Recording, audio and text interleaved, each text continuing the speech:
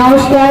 শ্রী শ্রী জগদ্ধাত্রী ভোজন উপলক্ষে সিং নিউজের এই উদ্বোধনী মঞ্চে উপস্থিত হয়েছেন আমাদের সম্মানীয় জেলা শাসক অনিশ দাশগুপ্তা মহাশয়, অতিরিক্ত জেলা শাসক অরূপ কুমার দত্ত মহাশয়, অতিরিক্ত জেলা শাসক আশিস কুমার আইএস মহাশয়। উপস্থিত হয়েছেন আমাদের হসপিটাল সুপারিনটেন্ডেন্ট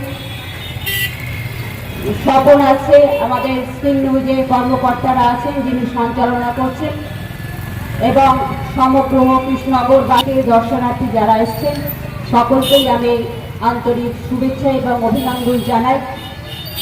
কৃষ্ণনগরের জগদ্ধাত্রী পুজো আলাদা একটা ঐতিহ্য বহন করে, কারণ আমরা সকলেই জানি রাজা কৃষ্ণচন্দ্রের হাত ধরে এই কৃষ্ণনগর শহরে জগদ্ধাত্রী পুজোর শুভ সূচনা হয়েছিলেন 250 থেকে 300 বছর আগে।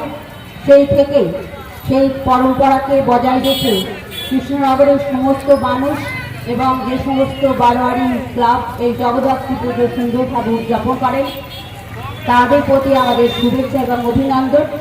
আমরা জানি যে এই কৃষ্ণনগর প্রাচীন ঐতিহ্যের শহর।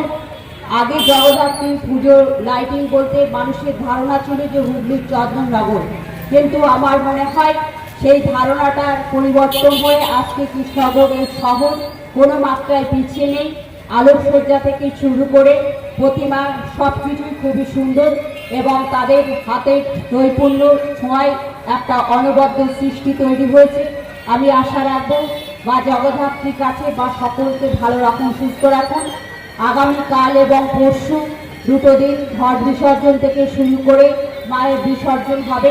সমস্ত কৃষ্ণনগরবাসী তথা সমস্ত মানুষ যারা এই বিসর্জনে সামিল হবে, আমি প্রত্যেকের কাছেই আবেদন রাখছি সুশৃঙ্খলভাবে শান্তি শৃঙ্খলা বজায় রেখে, এবং পুলিশ প্রশাসন যেমন থাকবেন আপনারা নিজেরাও সহযোগিতা করবেন, পুলিশ প্রশাসনের পাশে থাকবেন, কারণ আমরা চাই সুষ্ঠুভাবে এই দুটো দিন সম্পন্ন হবে এই আশা আমরা সকলেই রাখি, এবং আগামী বছর আবার আমরা এই পুজোয় সামিল হব এই আশা এবং প্রত্যাশা রেখে আমার ছোট্ট কথা শেষ করছি। সকলে ভালো থাকবেন।